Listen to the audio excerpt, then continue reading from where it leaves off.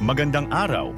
Sa video na ito, tatalakayin natin ang buod ng ika-6 na kabanata ng El Filibusterismo ni Dr. Jose Rizal na may pamagat na Si Basilio.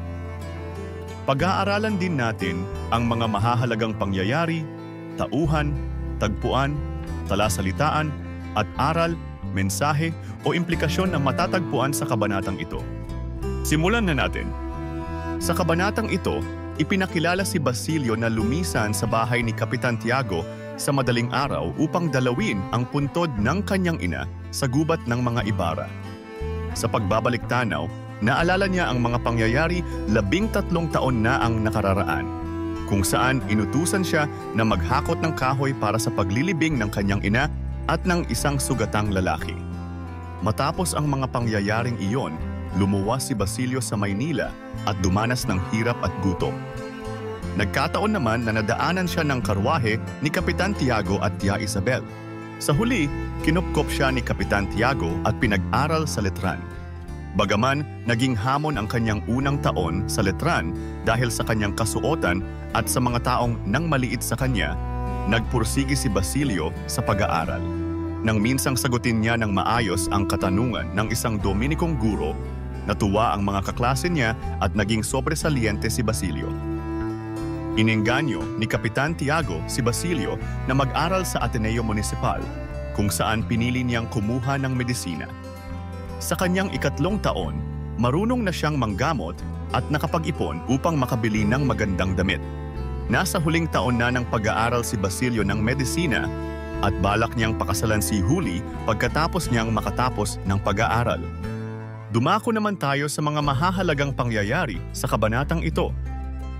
Umalis si Basilio ng madaling araw mula sa bahay ni Kapitan Tiago upang dalawin ang puntod ng kanyang ina sa gubat ng mga Ibarra na nagbalik sa kanyang alaala ang mga pangyayari 13 taon na ang nakaraan. Naalala ni Basilio ang hirap na dinanas niya matapos ang paglilibing ng kanyang ina, kung saan siya ay nagpalaboy-laboy hanggang sa makita siya ni Kapitan Tiago at Tia Isabel na nagbigay sa kanya ng pagkakataong makapag-aral sa Letran.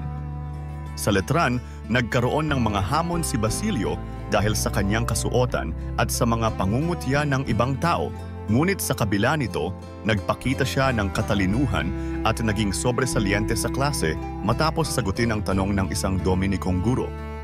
Pinayuhan ni Kapitan Tiago si Basilio na mag-aral sa Ateneo Municipal, kung saan pinili niyang kumuha ng medisina. Sa kabila ng mga pagsubok, patuloy siyang nagsikap, natutong manggamot, at nakapag-ipon ng sapat upang makabili ng magandang damit. Nasa huling taon na ng pag-aaral si Basilio sa medisina at nakaplano na ang kanyang hinaharap na pakasalan ang kanyang nobyang si Huli pagkatapos ng kanyang pagtatapos, dala ang pag-asa para sa kanilang kinabukasan. Mga mahahalagang tauhan.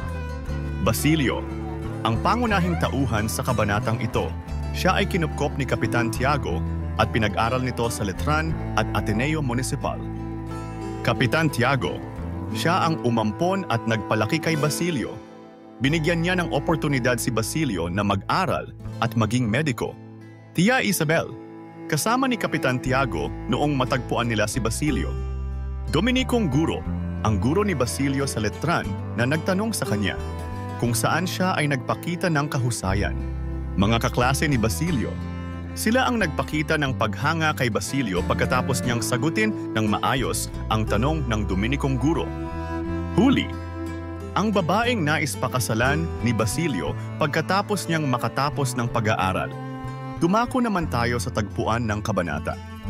Ang kabanata ay naganap sa puntod ng ina ni Basilio sa gubat ng mga Ibarra, kung saan naaalala ni Basilio ang mga pangyayari sa kanyang buhay 13 taon na ang nakararaan. Ngayon naman ay talakayin natin ang mga talasalitaan sa kabanatang ito. Puntod, kung tawagin din ay nicho o libingan ng mga patay. Karwahe, isang sasakyang panglupa na may 2 gulong at hinihila ng kabayo. Sobresaliente, isang salitang Espanyol na nangangahulugang excellent o outstanding. Ginagamit ito upang ilarawan ang isang mag-aaral na may natatanging kahusayan. At ngayon ay alamin naman natin ang ilan sa mga aral, mensahe o implikasyon na ipinakita sa nobela. Ang kabanata ay nagpapakita ng kahalagahan ng sipag at tiyaga sa pag-aaral upang maabot ang mga pangarap sa buhay. Ipinaliliwanag din nito na ang pagharap sa mga pagsubok ay bahagi ng paglalakbay tungo sa tagumpay. Pinapahalagahan din dito ang paggawa ng mabuting desisyon, tulad ng pagpili ni Basilio ng medisina bilang kursong kukunin na siyang makakatulong sa kanya sa kanyang kinabukasan. Nagbibigay diin din ang kabanata sa kahalagahan ng pagtulong sa kapwa, tulad ng ginawa ni Kapitan Tiago kay Basilio. Sa pagbibigay ng tulong at suporta, nagkaroon ng pagkakataon si Basilio na magkaroon ng magandang kinabukasan at mabago ang kanyang buhay. At diyan, nagtatapos ang ika-6 na kabanata ng El Filibusterismo, si Basilio. Ano ang natutunan mo sa kabanatang ito? I-comment mo na ang iyong sagot. Inaanyayahan ka din namin na i-like, subscribe at i-click ang notification bell para lagi kang updated sa mga susunod naming videos. Hanggang sa muli, maraming salamat sa panonood.